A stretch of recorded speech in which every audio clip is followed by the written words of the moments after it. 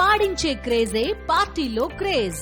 పూర్తి వివరాలకు చదవండి రేపటి సాక్షి హైదరాబాద్ ఎడిషన్. పుష్ప 2 తెలుగు రాష్ట్రాల్లో భారీ ఓపెనింగ్స్ తర్వాత రెండో రోజు కొంత మేరకు కలెక్షన్స్ లో తగ్గుదల కనిపిస్తోంది. నార్త్ లో మాత్రం స్ట్రాంగ్ గా ఉంది. తెలుగు వర్షన్ బుకింగ్స్ లో మార్పు కనబడుతోంది.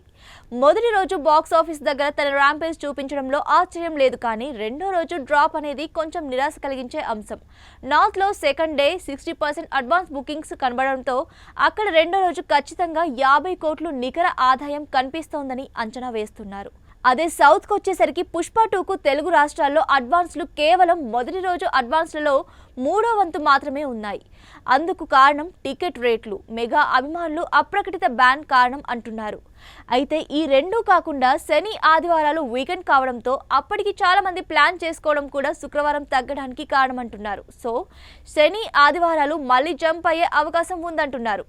కర్ణాటక, తమిళనాడు, కేరళలో కూడా పుష్ప 2కు మొదటి రోజు ఉన్నంత స్ట్రాంగ్ గా రెండో రోజు కనబడడం లేదని సమాచారం. ఇక్కడ కూడా వీకెండ్ కారణమని చెప్తున్నారు.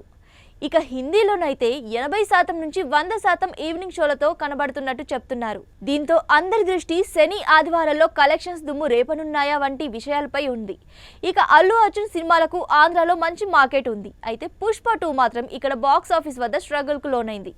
ఈ సినిమా ఉత్సాహం ఉభయ గోదావరి జిల్లాల్లో కనిపించడం లేదు. అక్కడ బి-సి సెంటర్లలో చాలా చోట్ల ప్రీమియర్స్ జరగలేదు. టికెట్ రేట్స్ కారణంగా షోలు క్యాన్సిల్ అయ్యాయని సర్ది చెప్పుకున్నప్పటికీ తాము విధించిన అప్రకటిత బ్యాన్ దీనికి అసలు కారణమని కొందరు మెగా ఫ్యాన్స్ చెప్తున్నారు. సో కలెక్షన్స్ డ్రాప్ కి ముఖ్య కారణాల్లో టికెట్ ధరల పెరుగుదల కూడా ఒకటని చెప్తున్నారు. ప్రభుత్వం పర్మిషన్ ఇవ్వడంతో స్పెషల్ ప్రీమియర్ షోస్ కోసం టికెట్ల ధరలు 800 వరకు పెరిగాయి. సాధారణ షోలకు 324 నుంచి 413 వరకు నిర్దేశించారు.